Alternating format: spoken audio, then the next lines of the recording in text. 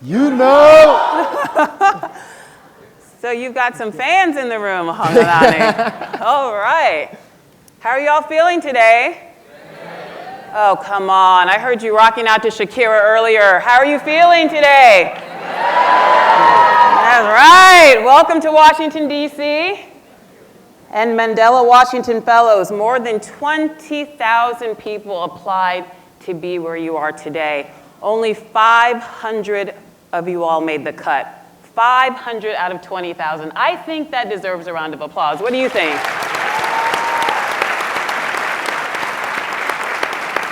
I need more energy. Is Yali in the house?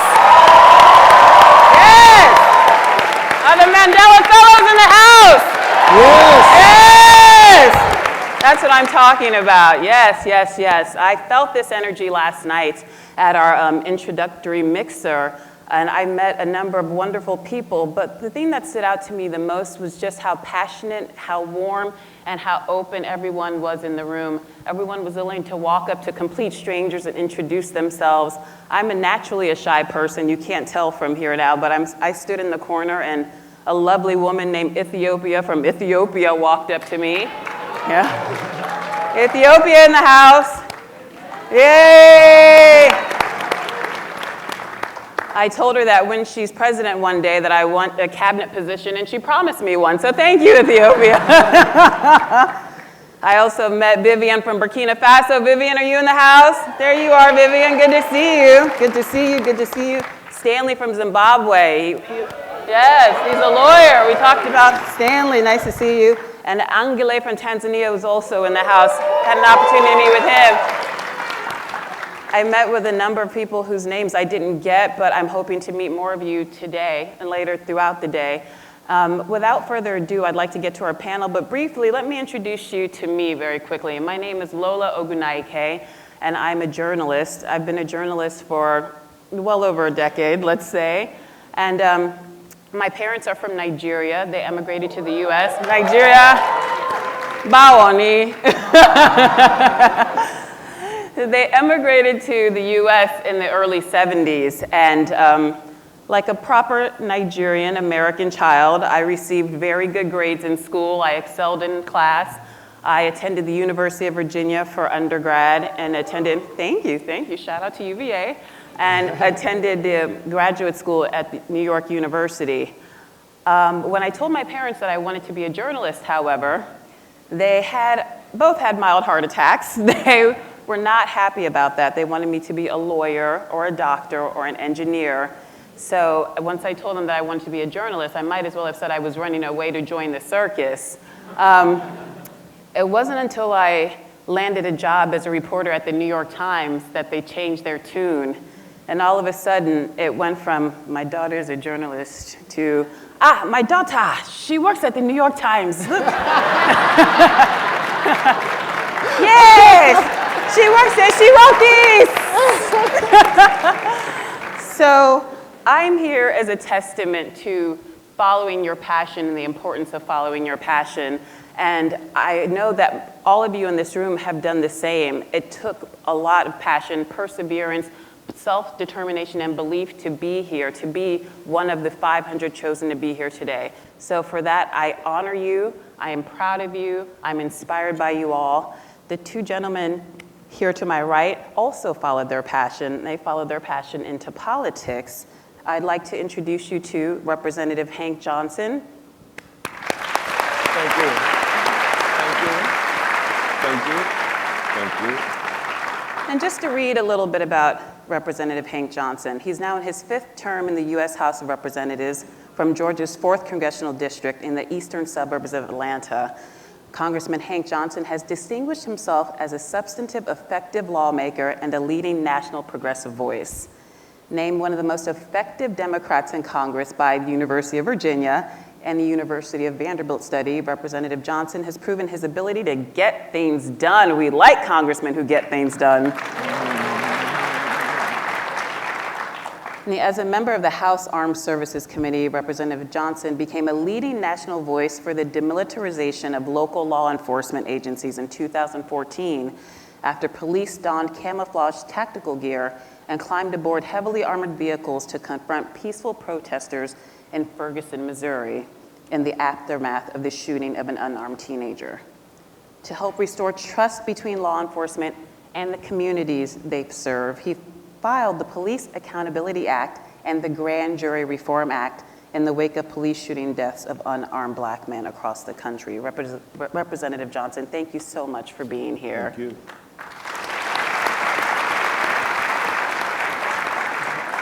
Clearly, the man to my immediate right needs no introduction in this room.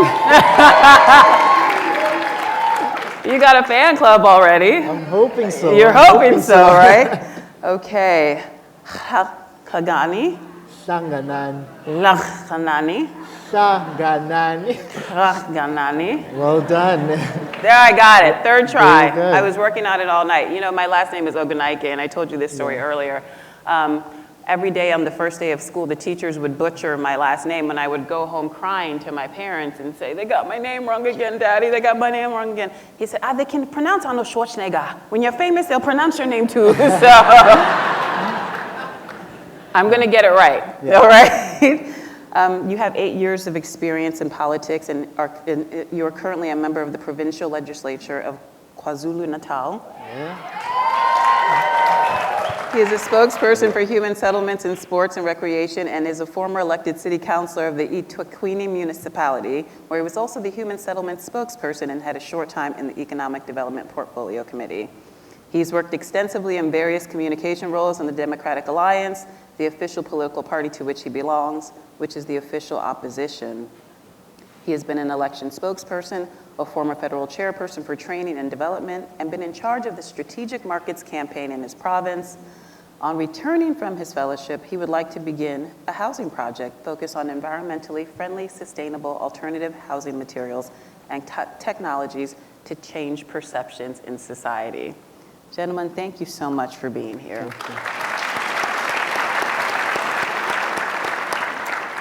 Representative Johnson, why do you think it is important for America to be invested in the development of the young people from the African continent? Well, thank you. Before I answer that question, I would like to congratulate all of you all for being here today. It was not easy for you to be selected, and I'm sure that it was not easy for you to prepare and to actually take the time to come here. And I know probably a lot of you are homesick, right? Yeah, 6 weeks away from the home place is a long time. And so I know that many of you are looking forward to getting back, but there's 100 of you who will be remaining for another 6 weeks, right? Yeah, and so you all, you 100 are to be further congratulated for achieving that distinction of having to be away from home for another 6 weeks. But I'm sure that it will be a very valuable experience for you as this 6 weeks that you have all of you have gone through together. And so I want to congratulate you all for having accomplished this very important opportunity. And I hope you will have gotten a lot out of it. I think that it's important for the most prosperous and free nation of the world, America, to open its doors to people who may have, in centuries before, been undertrod or been placed under the foot or under the bus of colonial powers, and the legacy of that still being in place today. I think it's important that we change that model of our relationship with the continent of Africa. We open our doors and we allow, or we extend the hand of friendship and ask people, young people particularly, to come to America and see what has made America a great nation. And of course, America is always improving. We're always improving our policies and who we are as Americans, our values, and how we lead. And so I hope that in this program you will have captured some of the forward thinking of Americans towards their fellow men and women across the globe. So I think it's important that we allow you to come in, experience all that America has to offer, and encourage you to go back to your homeland and use the good parts and make a big positive difference in the lives of the people that are in your sphere of influence every day. Thank you.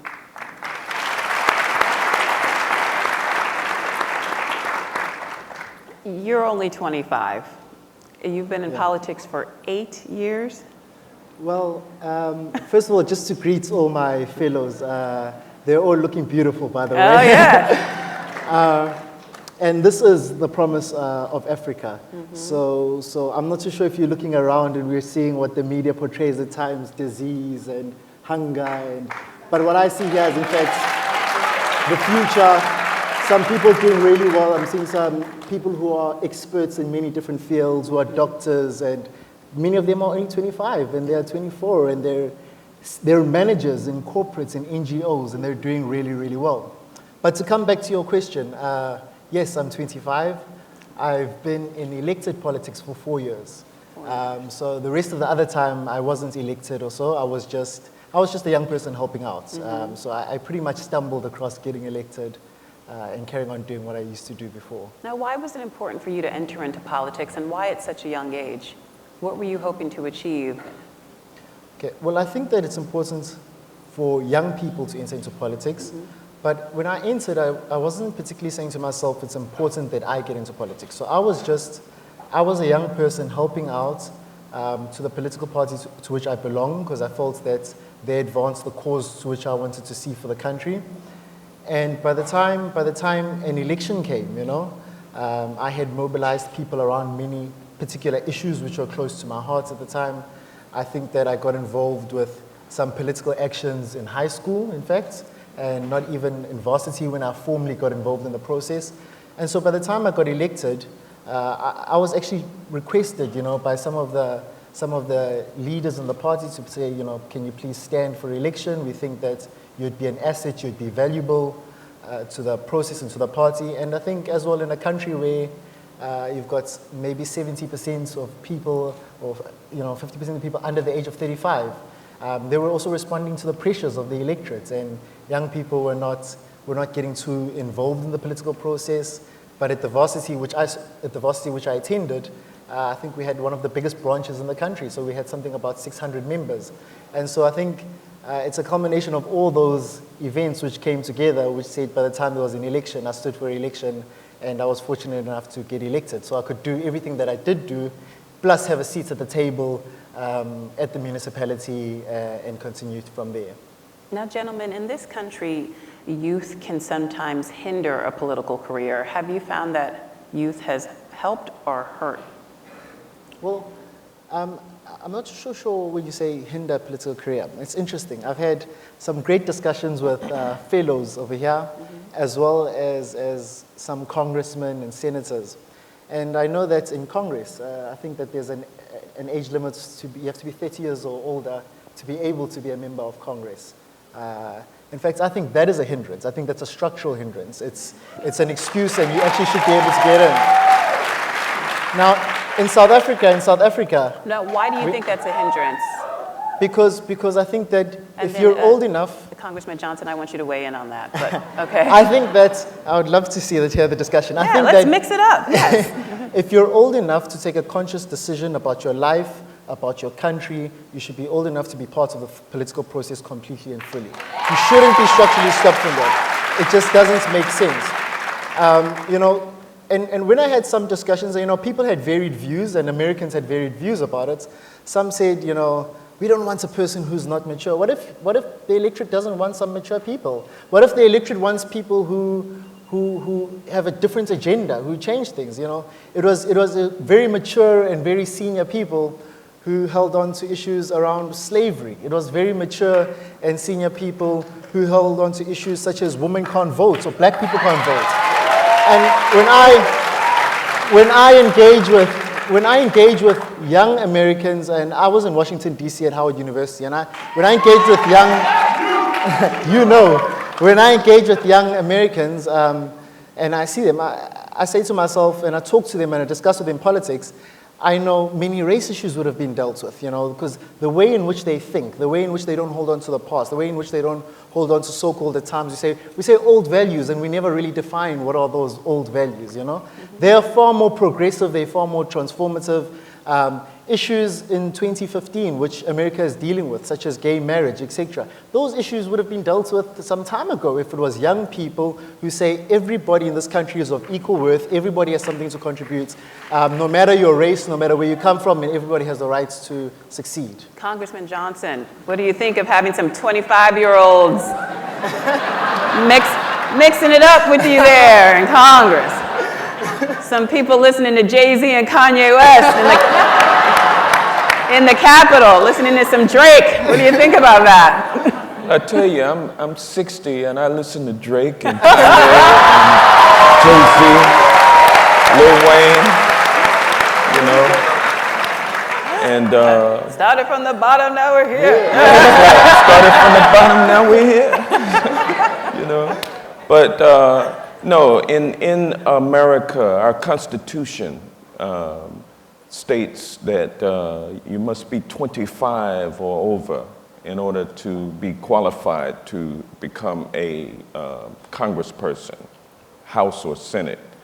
And that may be wise, perhaps not. But I'll tell you, youth have so much to offer. Youth have a lot of energy, a lot of new ideas, a lot of fearlessness, a lot of courage, and many believe that there's nothing that they cannot accomplish. And I myself used to be a young man, and if I did not have that attitude, if I had not had that attitude as a young man, I would not be where I am today. I will say about age limits, I think that it's possible in most state legislatures and also in local government that anyone can run regardless of age, and if they win, then they can serve. I certainly welcome young people into public service, not just as foot soldiers, but as leaders. And so I welcome youth. And I understand youth also sometimes are unaware of the history of things and lack the experience. And so when youth comes into a position of power without knowing all of the background, it can present a steep learning curve.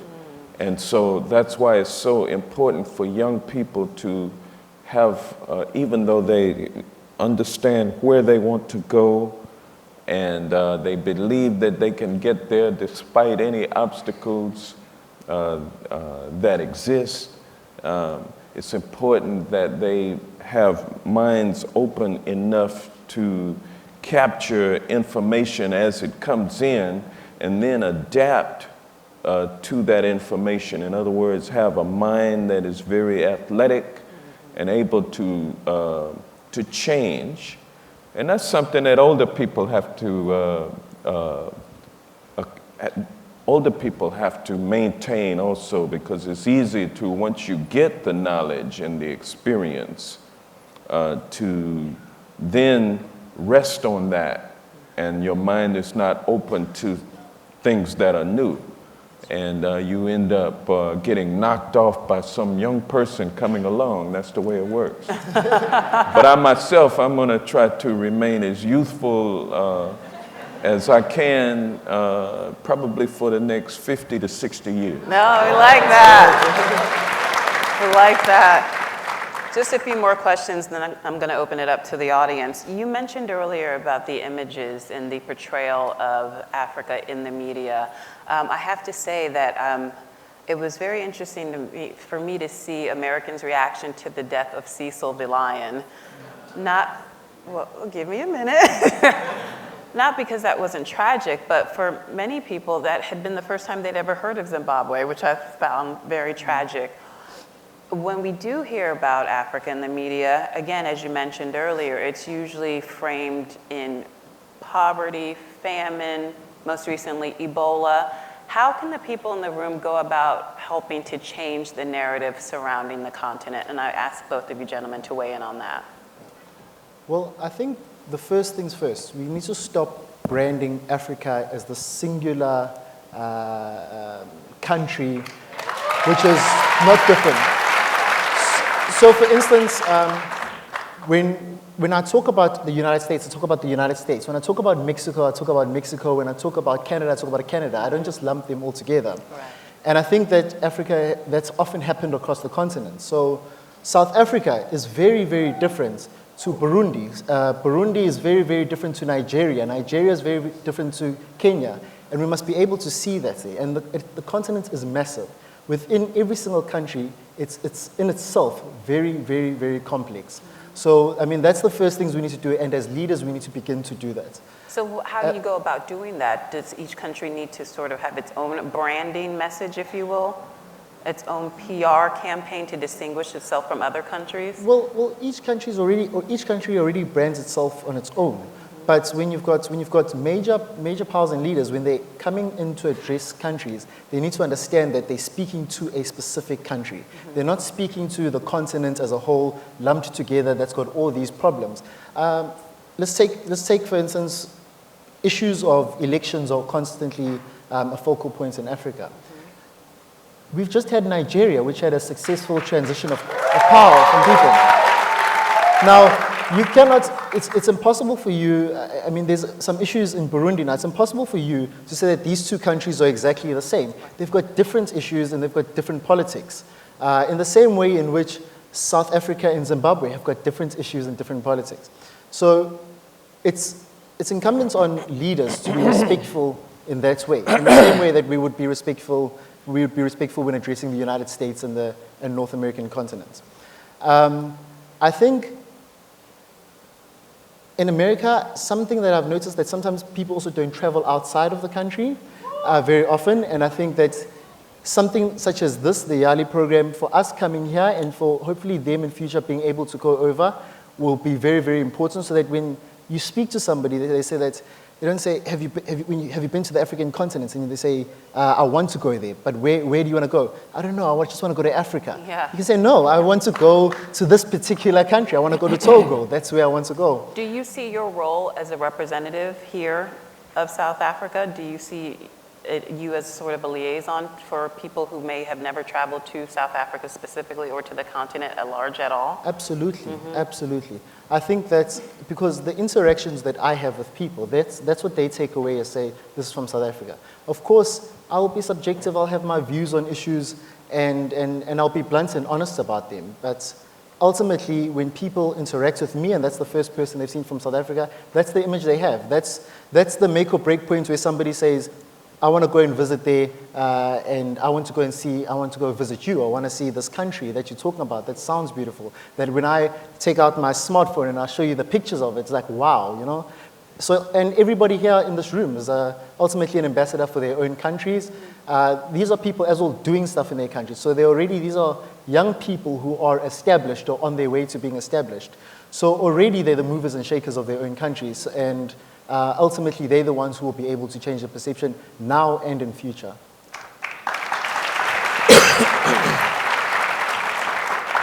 Yes, I think responsibility lies on people both here in America and those on the continent of Africa to step up our game. I'll note that maybe 40% or perhaps higher of the people, of the members of Congress do not have passports, and so therefore they don't travel. And so if the leaders don't travel, that says something about the people who they lead. Shouldn't a passport be a requirement? Well, in the current political climate in America, if you do a lot of traveling overseas, then your campaign opponent says that you have gone Washington and you are out traveling. You've forgotten about the people back at home, and so you should be at home instead of out. I find that when you travel, so being a global citizen is actually considered a negative in the current climate. Well, actually, when President Obama, shortly before he was elected, said that he was a citizen of the world, that was held up for derision, and people still talk about him making that comment today, to this very day. People talk about the president being a world citizen, and he's an American. There's an element in America that believes that it's all about America, and the rest of the world just get in line behind America. And so that attitude has to change. We have to understand that we are all global citizens, and that we live in a global economy. And we live on a globe with global problems that affect and impact us all. And so therefore it's going to take all of us to solve these problems. So that's on the American side, reforming our mentality. On the side of Africans, you have to have a good story to tell. You have to tell that story, and you have to tell a compelling story, one that encourages people to come and see for themselves. And right now, all of the visions, all of the images that are put out there for Africa are not accurate. And so how will accuracy be brought to what we as Americans see and how we form our views of Africa? Well, that's going to depend on Africans themselves. Mm-hmm. And so as you all who have come to understand better the workings of American government and to perhaps bring best practices back to your countries, things like freedom of speech, freedom of the press, freedom of assembly, freedom to be who you are, equality for women, these kinds of concepts exported back or imported back to Africa. And then with the entrepreneurship that you all have tasted also, glimpsed it from the American viewpoint, and with the support that with the resources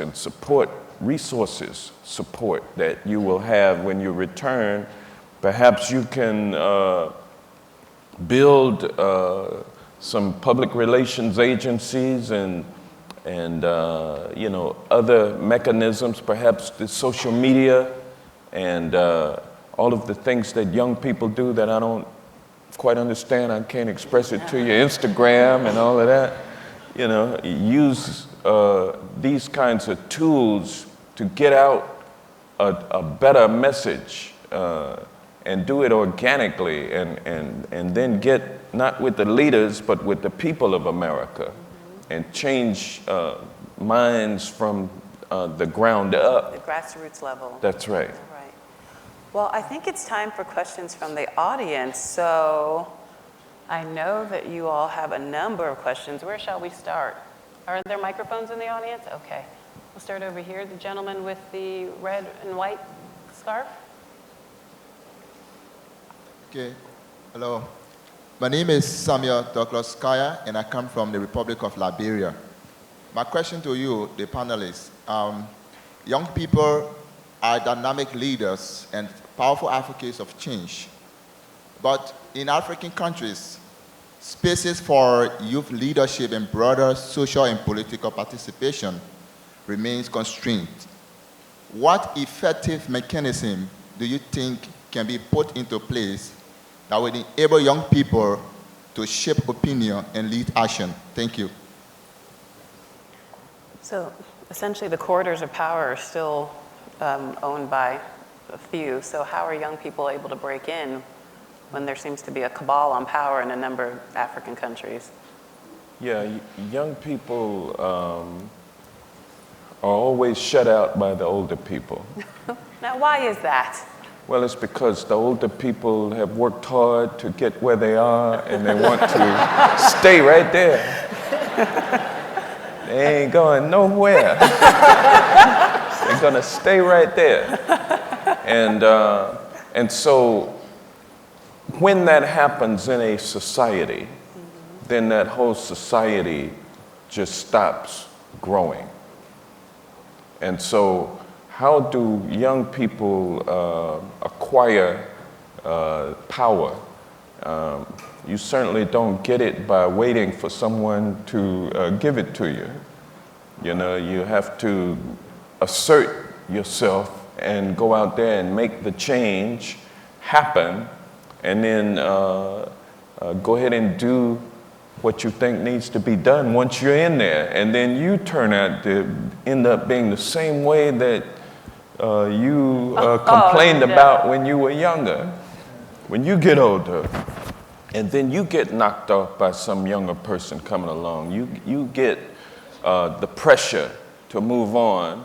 And so somehow, and I'm speaking from an American perspective, where we have the right to vote and where elections are generally clean And peaceful. and nonviolent. But it was not always that way. In fact, 50 years ago was when the Voting Rights Act was passed that enabled African Americans to vote in mass numbers for the first time, just 50 years ago. And it took bloodshed. It took young people. Martin Luther King Jr. was a young man. He died when he was in his 30s. I think, what, 30? 39. 39? Yeah, he was a young man, but he started early. He was a civil rights activist for many years before he died, and I can tell you when Martin Luther King Jr. was coming up through the ranks of civil rights leaders, the older people, the older civil rights leaders didn't like him and they wanted to continue to lead. And he had to come in and wrestle power morally from them, and then they ended up following him. And so you have to stand for something as a young person. If you lack that courage that I talked about earlier, if you don't have courage, if you're not willing to put your life on the line, all of us are not called upon to have to do that, but all of us should have that mentality that I'm going to stand for something. If I get called upon, if that's where I end up in life, in that position where I have to either stand up and do the right thing or sit there and be quiet and let them continue doing what they're doing, and I know that it's wrong, what kind of person will you be? And so I think that one person standing alone, but standing on a strong principle, can attract others And then with 10 people united with the same lofty aspiration, then there will soon be 100, and 100 will turn into 10,000. And so, you know, but there might be some casualties along the way. And if you have to give your life for a lofty purpose and to serve others, what greater life could there be to live, even if that life is short? And so I think that that's the kind of leadership that young people should have in the face of old, corrupt leadership. And I believe that sometimes when confronted, that old, corrupt leadership will get fear, or they will say, okay, I realize my time is gone, and so I will yield now to the young people. And so that's been my observation as I have gone through life thus far.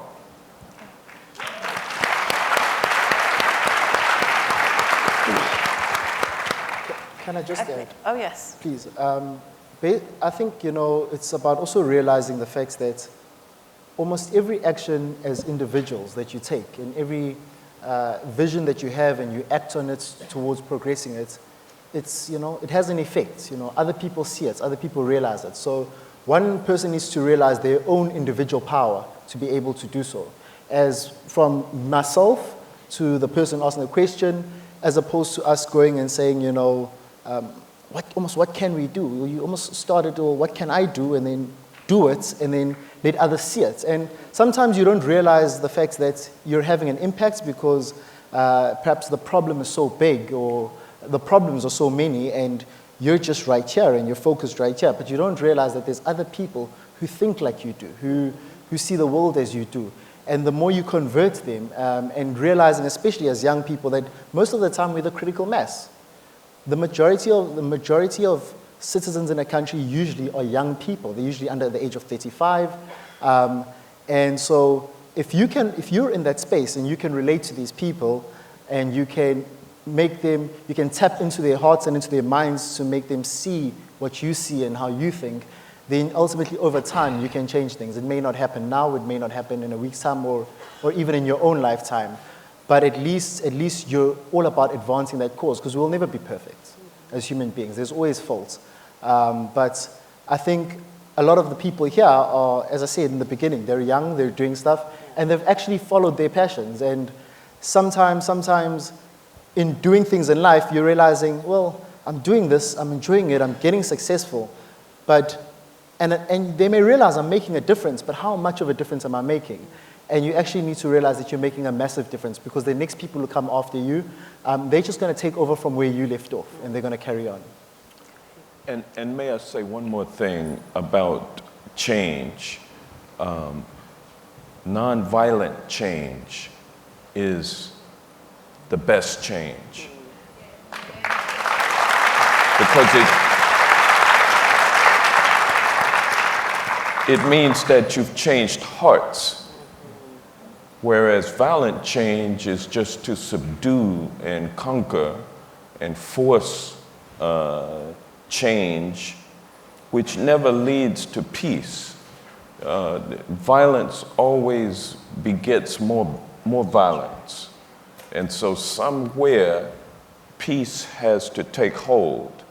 And that is where courage really exists, is in the hearts and minds of those who employ nonviolence to change social policies. Okay. This side of the room, the gentleman here, and this right here, yes, the glasses. Thank you very much. My name is Gabriel Mkama from the United Republic of Tanzania. Oh, you had on the nice tuxedo yesterday. Yes. Thank you.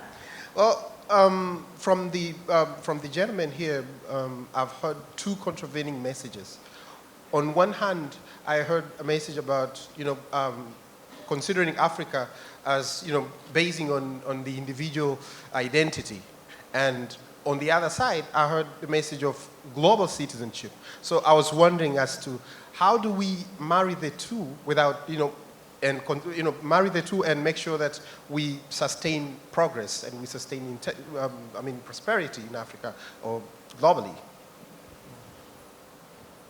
Okay.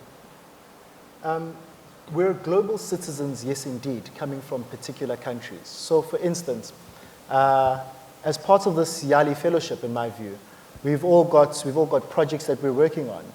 So, some of us are working on projects which are now cross-border. So, it's one of my projects is around education, and I want to work with somebody from Botswana. Now, that's me being part of a global citizen. I understand that we're interconnected. I know that some of the guys who are doing business, for instance, they're doing business across the border. They're buying stuff from other countries. They're moving over this side. Our values, so it's our values as well are cross border. If we believe as human beings that everybody deserves dignity, it's a universal value. We must speak out when people are being denied that dignity. So it's a good thing when some people are being suppressed in one country to speak out, because we understand that we're interconnected. My prosperity is also, to a large part, dependent on your prosperity. But we come from a particular country, so I'm proud to be South African. I want to see South Africa succeed. And I think you should be proud as well, from your country too, and you want to see your country succeed as everybody else does. So I think that's how I view it and see it. Okay. Yeah.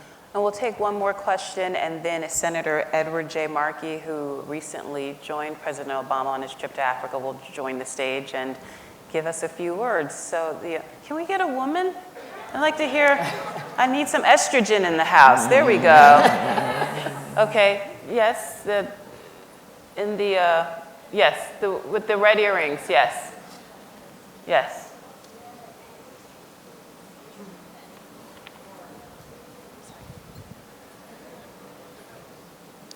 Morning, everyone. I'm Hlaganani Nonhlanhla from the Kingdom of Swaziland. My question will be, how American is ready to have a woman president? That's my question. My second question will be, say you said you don't have passport to visit Africa. While you decide on policies that sanctions Africa, how do you do that? Thank you. So. Yes, I myself am ready for a female to be president of the United States.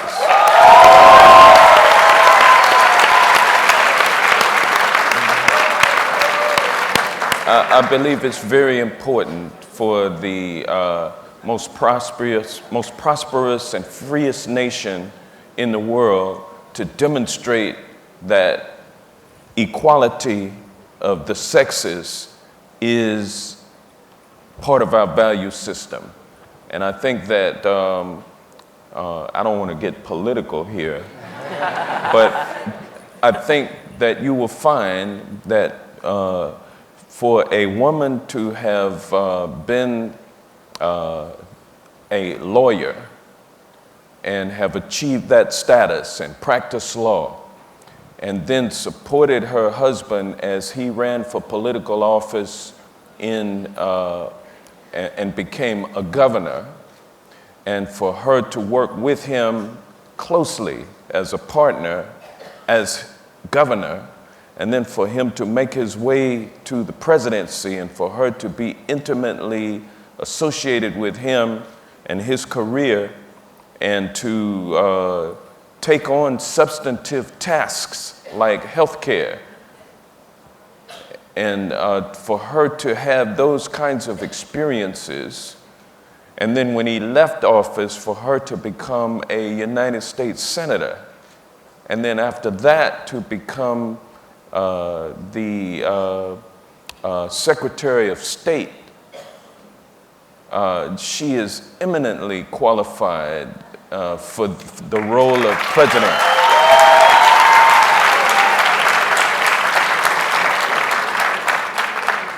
And there are other women who in America who are at least as qualified as she to be president. And so if she is elected, it will just say a lot to the people of this country and to the people of the world.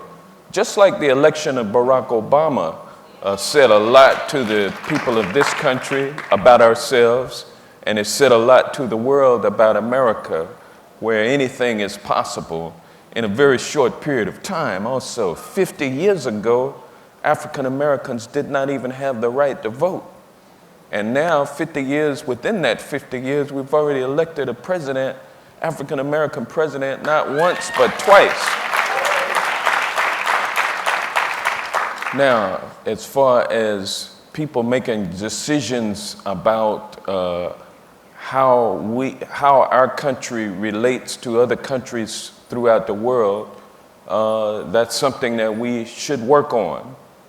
But I can tell you, just like there are some who have a parochial view or who just believe that it's all about America and nothing else, there are also plenty of people in Congress who have a different, more global view. And so when you put all of those forces together, we come up with the decisions and the policies that govern.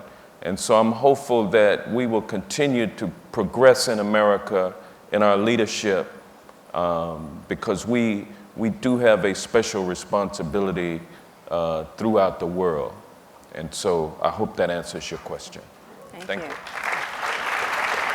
And let's actually bring to the stage one of those congressmen who does have a global view and who has traveled and has a passport, Senator Edward J. Markey. Can you please come to the stage? Is he here?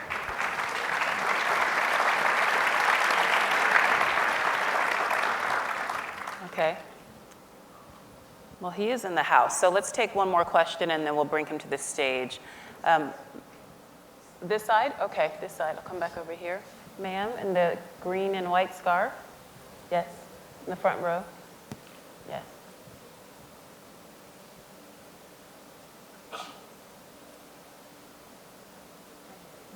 Okay, my name is Ejiro Kote, and I'm from Nigeria. And okay, with respect to women empowerment and women participation in politics, I was going to ask, a lot of women want to participate in politics, but you find out that the men do not support. So how can you encourage a woman that is willing and wants to participate in politics? How can you encourage and how can you change the perception of men believing that a woman cannot be at the top, a woman cannot lead them? How can you change that perception and how can you encourage a woman? Those are the two questions. Thank you. That's a very good question. Hlaganani, do you want to take that question? You say that young people have different attitude towards women in power. Is that indeed true? Is that something that you're seeing? And how do you go about changing the minds of elders? I mean, we all know that many of these African countries are extremely patriarchal, and there's still the belief that a woman's place is in the home, in the kitchen. I do agree, but I don't just think that it's only on the continent of Africa. I think that across the world, it's more difficult for women to get into top positions, to be able to become managers, directors, than it is for their male counterparts. It's a problem in terms of how they get paid. More often than not, men get paid more than women do. There's just structural problems which are put in place there for women, and the fact that it takes them they have to be 2 or 3 times better for them to be able to get where a man needs to get. And it's a problem of the mind, and we need to be able to shift mindsets.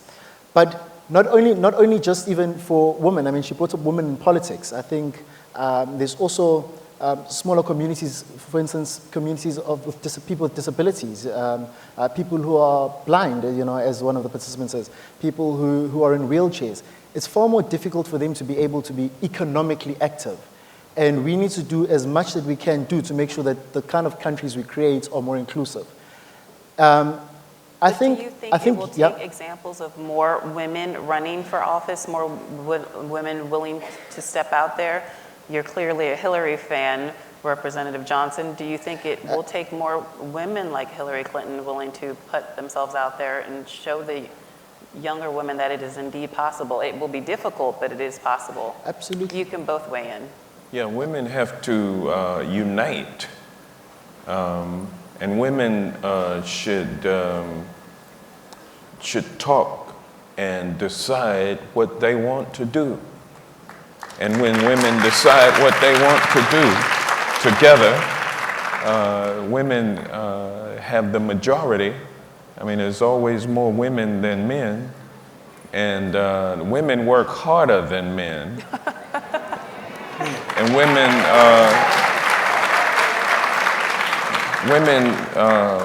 women also have stronger hearts and warmer hearts than men do.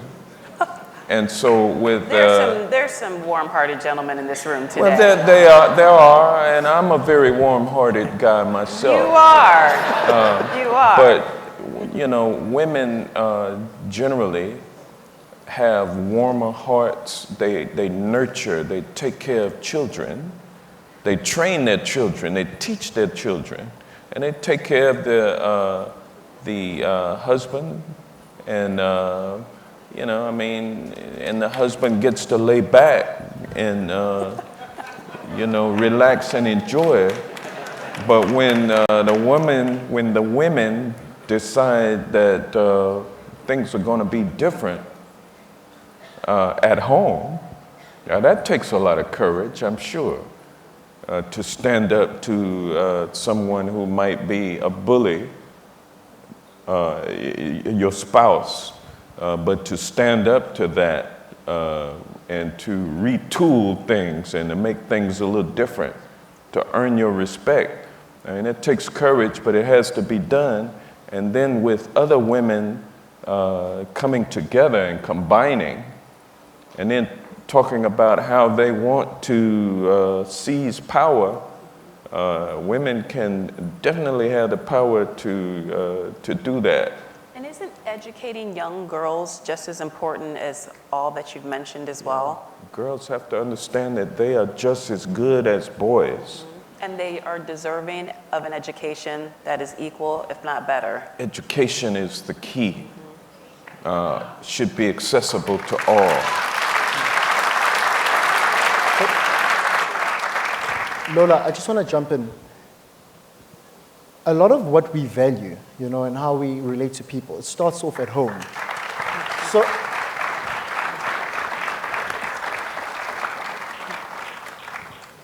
Hey, sorry, how you doing? Awesome. Thank you for joining us.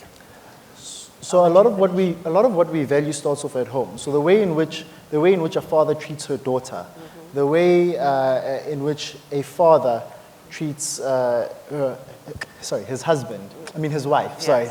The way in which that environment is so important because it speaks to how me as a son and how a daughter will be able to go out into the world because they will raise their families differently. Yes. And if we be able to do that and they have their kids, then ultimately you're changing an entire generation of people. But for as long as people have different mindsets, if they beat their wives, if they treat their daughters with disrespect, they don't think that they deserve to go to school, etc., it becomes very, very difficult to change anything else once you get out of the home because the majority of what you learn and how you grow up as a person, you learn it from within your home and then you learn it at school as well. All right. Senator Edward J. Markey, thank you so much for joining us. I'm going to introduce you quickly, and then I want to ask about this historic trip that you were recently on with the president. It looked remarkable, and I'd love to hear your thoughts about all that you saw and experienced while you were there. But a quick introduction. Senator Edward J. Markey, a consumer champion and national leader on energy, environmental protection, and telecommunications policy, has a prolific legislative record on major issues across the policy spectrum and a deep commitment to improving the lives of the people of Massachusetts and our country. Whether the issue is climate change, clean energy, safeguarding privacy, nuclear non-proliferation, investor protection, or preserving an open internet that spurs competition and consumer choice, Senator Markey stands up for the priorities and values of Massachusetts. He is also the ranking member of the Subcommittee on Africa and Global Health Policy, The subcommittee deals with all matters concerning U.S. relations with countries in Africa, as well as regional intergovernmental organizations like the African Union and the Economic Community of West African States. Thank you for being here. Thank you for joining us. So please, you just returned from this trip. Why was it important for you to visit the continent with the president? And talk to us about your experience there. What did you see? What stood out in your mind? What was most valuable about that experience to you? Thank you, and thank you for having me here with you this morning. And I want to thank all of these young leaders as well for being here in Washington, because they represent the future of Africa, the future of the planet. And so I was really honored to be invited by President Obama to join him on Air Force One to fly initially to Kenya and then to Ethiopia. I am the senior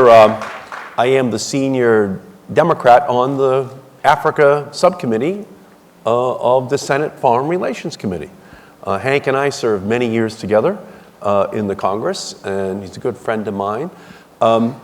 But I will tell you, Barack Obama in Africa is like the superstar on tour, okay?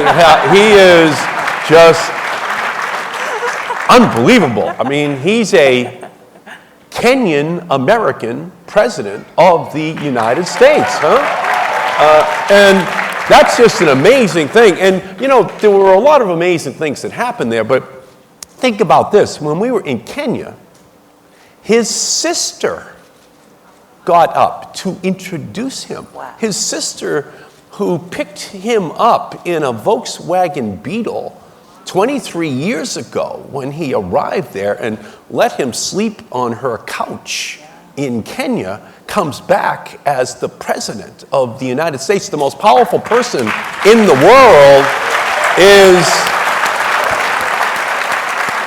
And so just to see this, you know, I'm Irish from Boston, and I know President Kennedy went back to Ireland after he became the president, but it was his great-grandfather who had left Ireland. President Obama's sister was introducing him in Kenya. That's amazing, huh? That's amazing. And it's a tribute, on the one hand, you know, to the amazing opportunities he got in the United States to be educated, to be healthy, to have barriers having been broken down just over 50 years ago with Martin Luther King and Robert F. Kennedy and John Kennedy fighting the South to break the barriers down. Back then, women were only a small handful of medical students, of law students, of business students. Today, women are half the law students in America, half the medical students in America. We've come a long way in America in just 50 years. And so that's what you represent. You represent this same hope. And when Barack Obama was riding through the streets of Kenya, riding through the streets of Ethiopia, you could see this hope in the eyes of the people on the streets, especially the young people in these countries. And so for me, it was a great honor to be able to join him. And I think that we can begin to see the telescoping of the time frame which is going to be necessary to unleash the power of all of the young people in Africa in the same way that in 50 years we've unleashed the power of young people, male and female, regardless of race, that never took place in our first 200 years of history. And you can see how quickly this is happening.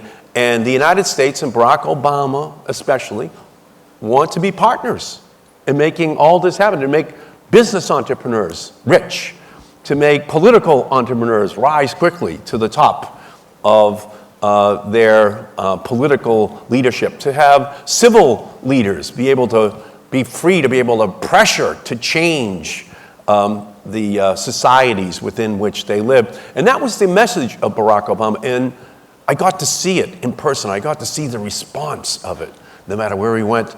And I am just so excited coming back for what is going to happen in Africa in just the next couple of decades, and all of the people here have a chance to be the leaders. Senator Markey, how can the young people in this room go about unleashing the power that you just mentioned? What are some actionable steps that they can take to both harness and unleash that power? Because we are looking at future world leaders, and as you pointed to, our president, in less than 3 decades, he went from sleeping on a cot in Kenya to sleeping in the White House. Well, I think what they should do is just be optimistic. They should know that they can do this. My father was a milkman. My father delivered milk door to door. No one had ever gone to college in my family, but yet all of a sudden, opportunities were created for young people in the 60s that opportunities had never been there before for all the people before them, even though the people before them and their families were just as smart and just as hardworking, but the opportunities were not there. And so in order to have people like Hank and I sitting up here, we needed to be given opportunities that weren't there before. And that came because of a lot of hard work, and the work continues. But the people who are in this room have a chance to make a difference. And you should all understand this. It's not going to be easy. You have to work hard every single day. And you're going to lose, and then you're going to lose, and then you're going to lose, and then, because you are willing to accept the losses, you are going to win. And you're going to transform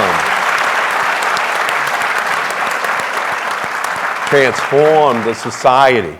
And so that's what I would say. That no matter which area they want to be entrepreneurs in, civil society, business, politics, it's all there. It's opening up. And your job is to telescope the time frame for your countries that it's going to take in order to enjoy the full benefits of all of the God-given abilities of every person in your country. You have to work hard to democratize access to education and health care, and in that way, you will democratize and entrepreneurs your countries. And then your countries will be as non-recognizable as our country is now, just going back 50 years in terms of who is allowed to be the full participants in making America the great country which it is. Questions from the audience? You wanted to say something really quickly, and then we'll open it back up. Just to add to that, I think that people must prepare themselves for those opportunities that are coming. So you prepare yourself, you skill yourself, you get in as much knowledge as possible, you learn about everybody around you, your environment, but then be the catalyst for other people's opportunities. So to you to be able to create more opportunities for others so that they themselves can as well find their door to open and their door to go through. So I agree with everything that the Senator said. And if I may say this, John F. Kennedy was the United States Senator from the state of Massachusetts. There are only 2 seats from Massachusetts. The son of a milkman now has the Senate seat from the state of Massachusetts, huh?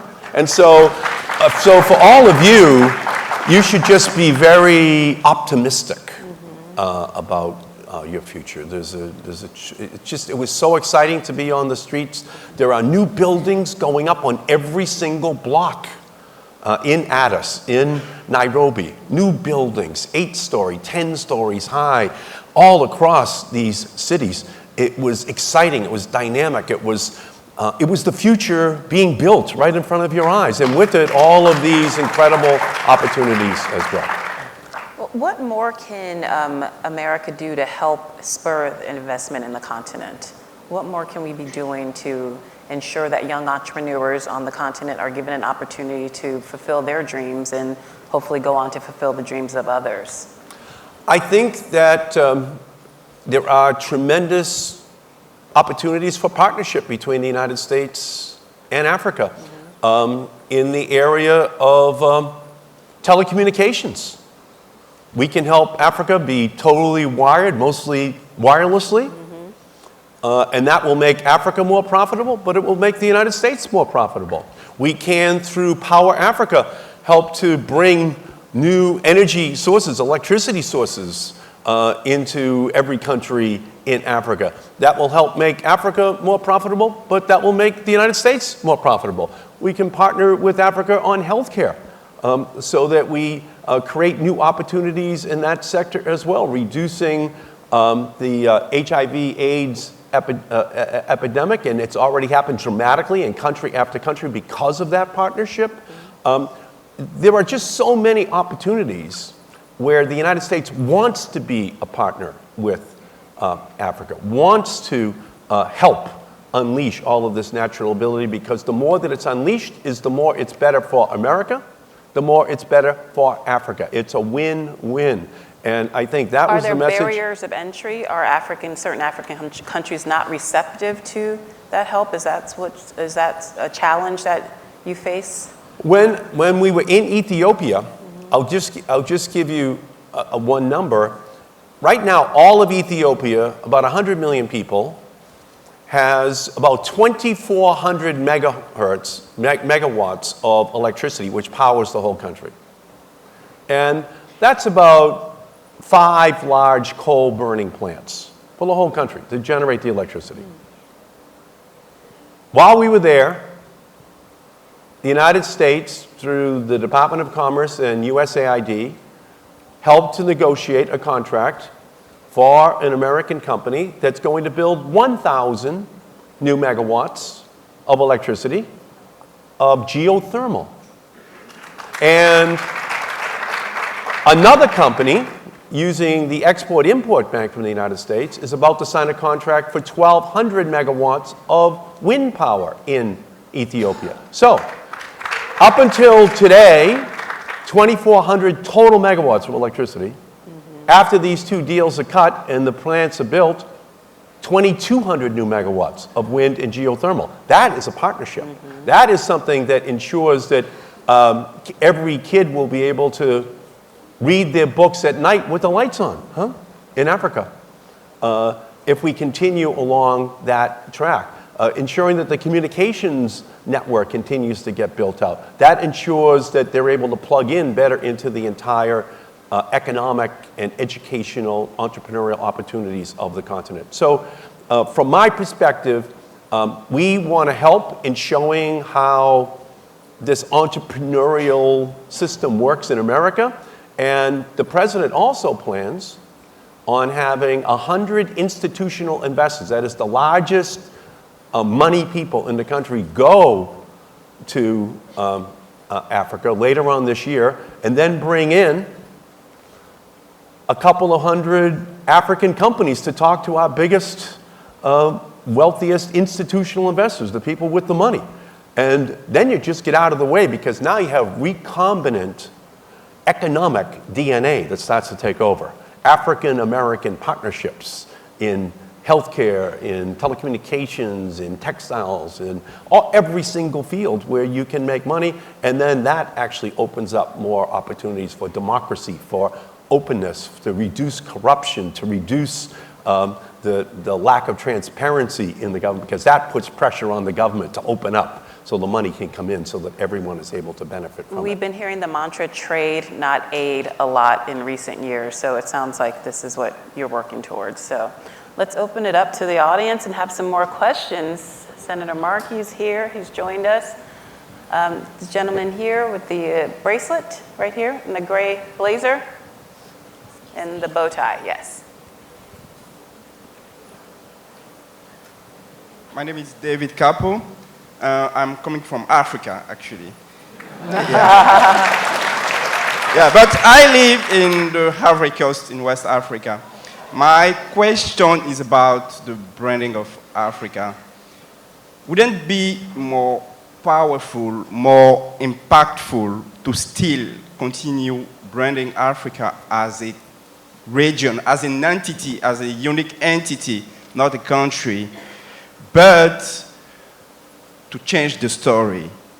The senator just said that he saw the future is building in Africa. Wouldn't it be more powerful just to change the story with more positive stories with our stories, actually? That's my question to the panelists.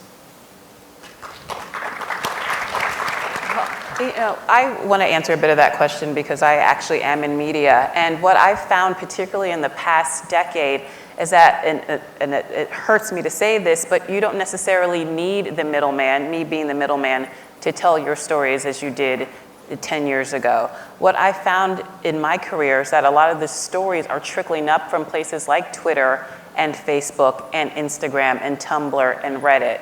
So now more than ever, individuals have the power to define their own stories and tell their own stories. So I would encourage you all, if there's something, a message that you want to get out there, create a hashtag and encourage your friends to retweet that hashtag, to share that hashtag on Instagram and Twitter. The Black Lives Matter movement we've seen happen here, that a lot of that started on Twitter, on social media. The Bring Back Our Girls campaign, a lot of that started on social media. So I would encourage people in this room, everyone in this room, to aggressively tweet about this event, not just now, but when you leave here and in the weeks to come, because it's those messages and it's the use of social media. I think that's the most important way to harness your own personal power, and that can lead to the power of the collective. So that would be my own personal advice as the journalist on the panel. But gentlemen, I'd be interested in knowing what your thoughts are as well. Yeah, I feel you. I feel you. And, you know, I think that as the nations of Africa increase trade amongst themselves, increase educational and cultural exchanges amongst themselves, increase diplomacy amongst themselves, and settle down the entire continent, then it becomes a new narrative that is produced organically from within, going out for the world to see. And I believe that prosperity will come to Africa, the continent of the 21st century, I've heard it said. And certainly with the growth of the young people, I mean, the youngest population for any continent. I mean, Africa, the growth and explosion of young people will be what drives the prosperity. And so I feel you. I think we have time for maybe 2 or 3 more questions. So my Tanzanian friend, yes. Hi, my name is Hlaganani Thompson from Tanzania. I work in the media. I'm a TV presenter and producer. My question is, we have seen a lot of US aid coming to Tanzania, and a lot of NGOs from America coming and opening offices in my country as well. But then mainly because they get funds to implement their several initiatives that they do there, but don't truly understand the problems of the people. So they have interventions that don't really work or don't really reflect the needs of the people. Don't you think it's time that America, that works with some of the local NGOs that truly understands the need of the people, and they fund those ones instead of having NGOs from America coming to Africa? Senator Markey, do you want to take that question? So essentially he's asking, would it make more sense to have NGOs collaborate with NGOs on the ground who know the unique concerns of the people there, as opposed to Americans just coming in and dictating what these countries need? Why don't we have these countries tell us what they need, and then we help provide that? Yeah, we're long past the time where the United States tells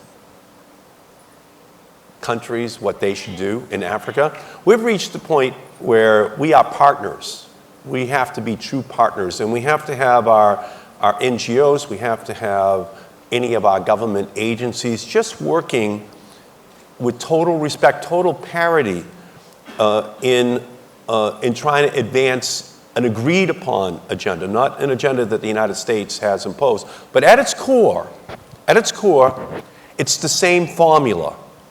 It is to educate people. It is to provide health care for people. And it's to help to create an atmosphere where the apertures, the openings for creating wealth for every family in every country are made possible.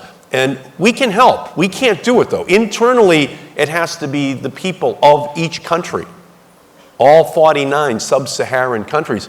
In the same way that we have 50 states in the United States, and Texas is not Massachusetts, and Louisiana is not California, inside each one of the 49, there has to be a special, unique struggle that goes on to make sure that these opportunities are made possible. And our NGOs, our government agencies, our entrepreneurs can only be successful in unleashing all that power if it's done in a full partnership and ultimately with the leadership of the young people in those countries who tell our NGOs what they need in order to be successful. Yes, I believe that the NGO system of delivery, of aid delivery, is in need of a good look and a makeover to get rid of those legacy NGOs that where money comes into their hands, it ends up being like a funnel. A little bit of money squeezes out, and somewhere else the pot of money goes, maybe into someone's pocket. And the aid, the intent of the program is not met. And so I think we had to bring accountability to the NGO process and make sure that the resources, which are starting to become less coming from America, are better spent to achieve the purposes for which they were allocated. And one last question, the woman right here with the dress, yes, the print dress, yes. My question is with regards to, my name is Patience Chisanga and I come from Zambia. My question has to do with branding Africa, rebranding Africa. What can the international media do to help us rebrand Africa? Because I feel local media in Africa is working hard in telling our own stories. The young Africans are working hard in using social media to tell our own stories. But the role that international media plays also counts to a certain extent. So how can we get international media to rebrand our region?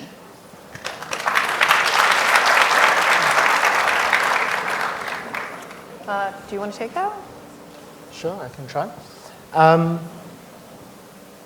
You see, I think media, and I've noticed this all over the world, of course, tends to focus a lot on what is negative, what is going wrong, what are the bad stuff. So there might be a lot of good happening somewhere, and just one person lets you down, and all of a sudden it's a horrific situation. This and this is bad, and scaremongering all of a sudden starts.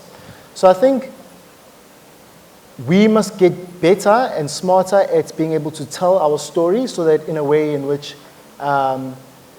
it doesn't leave enough space for those small events to take over as if they're the common trade. So our own, and we've got many good stories, and across the continent, and I'm still learning about many of them, yet I live on the continent. But it's a very tough question. The best thing that I would say is that we need to get smarter and better at telling our story.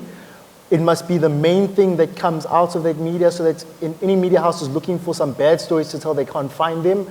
We must do better in our own fields that we do. So wherever we're at, whether we're in government, whatever industry we're in, we must do a lot better so that ultimately we become the best. And I mean best in terms of competitively across the world, not just in Africa, but we must be better than any other country across the globe in healthcare. I think we've got the most progressive, for instance, healthcare policies. In many African countries, my brother's not on any private medical aid care, but he goes, he gets treatment, he stays in hospital for a month, and he comes out healthy. In America, they don't have even, I'd rather be poor and in South Africa and receive health care than be in America, let me say that. Because in America, I might not receive that treatment in some cases. I mean, that is a progressive stance. That is governance, I would say, better. You know, that is, we're looking after people's dignity far more than here. And I mean, that's just one example in case there's offense, but we must get better at telling those stories, which are good. And Senator Markey, you're going to have the last word, Okay, and very- they're telling me that I have to Okay, wrap. very- I don't want to go, but they're telling me we have to go. Very quickly, Okay. a lot of times the media just focuses on the bad news. That's news. Bad things are happening. So we have to work harder. We have to work harder because Africa is just changing at the speed of light. The talent is beginning to come to the top. And so all of you are here because something very good happened to each of you in the 20th century that made it possible for you to be here. What we have to do is to make sure in Africa the 21st century is more healthy, more educated, more prosperous, and more fair than the 20th century was, so that every African can maximize their God-given abilities. That is something that the United States wants to partner with you on every single day, so that we reach a point in time where Africa has maximized all of its God-given abilities. Thank you all for everything that you do to help us.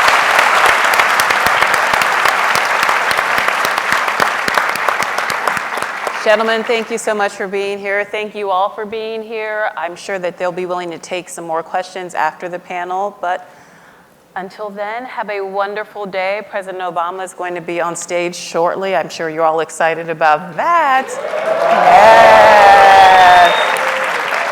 Yes. Thank you so much for being here. God bless you all and have a wonderful fellowship.